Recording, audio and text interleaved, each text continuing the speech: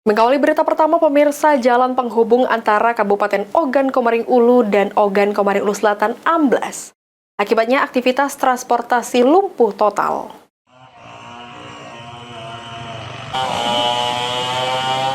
Intensitas curah hujan disertai petir yang mengguyur Kabupaten Ogan Komering Ulu Selatan pada Minggu malam mengakibatkan jalan provinsi penghubung antara Kabupaten Ogan Komering Ulu dan Ogan Komering Ulu Selatan yang berada di Desa Tanjung Sari, Kecamatan Simpang, amblas dan terputus.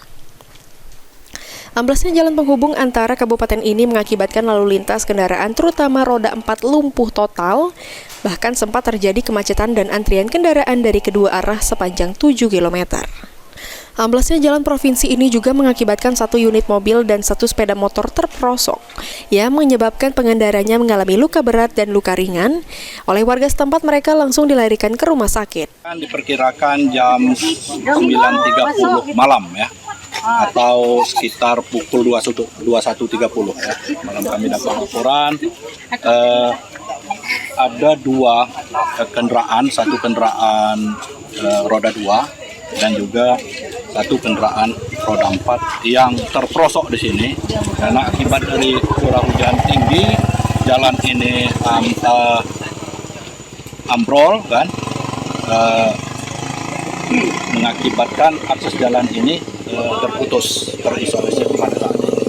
Jadi dari 2 kendaraan tersebut kami dapat laporan ada 3 korban, 2 luka berat dan 1 luka ringan. Pada saat ini sudah dilakukan perawatan di pelayanan kesehatan, dan langkah-langkah yang akan kami lakukan adalah untuk sementara membuka akses jalan ini dengan membuat jembatan darurat. Untuk mengatasi kemacetan tersebut, pihak BPBD, Dinas Perhubungan, dan Satuan Lalu Lintas Polres Ogan Komering Ulu Selatan telah membuat jembatan darurat agar kendaraan roda 2 dapat melintas.